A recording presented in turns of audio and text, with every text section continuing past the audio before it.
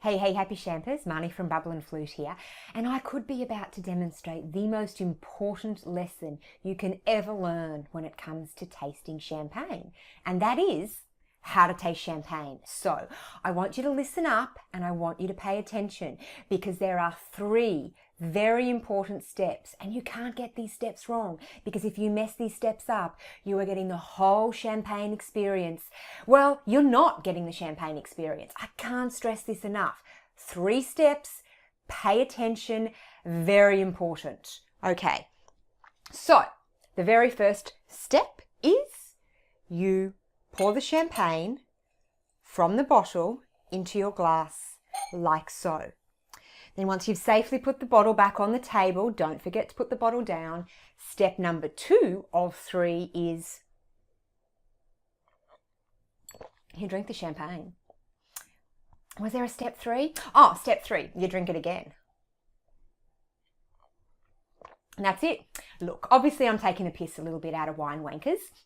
But if you can do those 3 things, you are going to get the champagne experience. Trust me, straight up, 100%.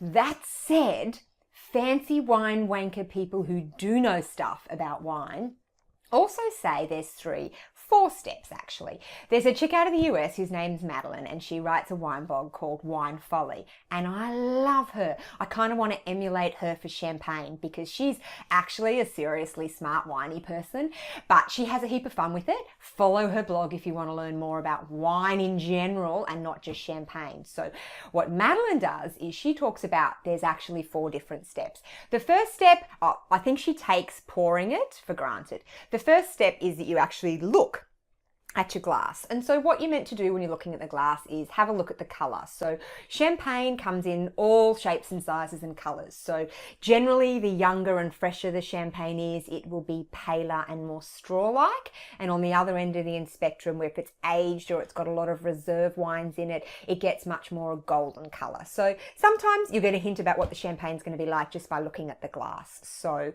the next thing that you do is stick your big snout in it and take a sniff. So first things first, is it champagne? Does it smell like champagne? If you can go, yeah, that's champagne, tick, you are winning. If you're a little bit more advanced than that, you might stick your snout in and go, okay, if you think it's a bit citrusy and it's a high Chardonnay champagne, well done. If you think you can smell fruit and it's a high Pinot champagne, well done. Now, if you're really, really experienced, you might be able to pick pomegranate or pineapples or floral roses versus lilies, or you might even be able to determine the difference between strawberries and blackberries, and good bloody luck to you. That's not what I do to enjoy wine. I like to think, oh, it's a bit of berry, it's a bit of this, it's a bit of that. If I get a couple of flavors on the nose, happy, happy days. So of course, after you've smelt it, you've got to do the most important thing of all, and that's taste it.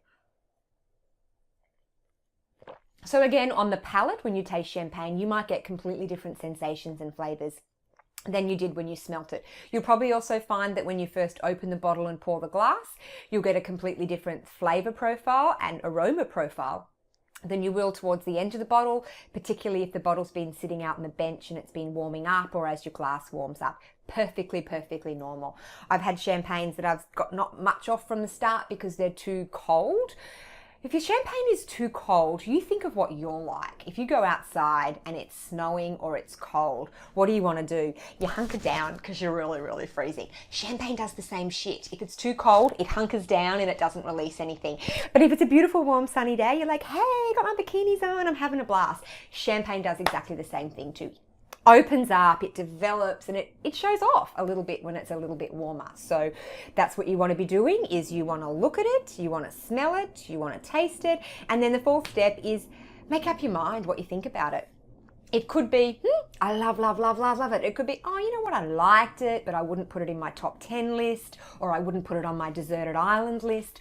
Or you might think, wow, that was a lot more apples than I expected, or whatever you want to think about it. Think it. Sometimes I'll go, gosh, I love that. And do you know what? That is the perfect champagne for Sunday afternoon barbecue. Or you know what, the next time I'm really seriously trying to woo some guy, I'm going to invite him over and I'm going to cook an amazing lamb roast and pour this champagne. That tends to be how I draw my conclusions about champagne. I always love champagne. Some of it I'm a little more meh side, some I'm a little bit more on the love side.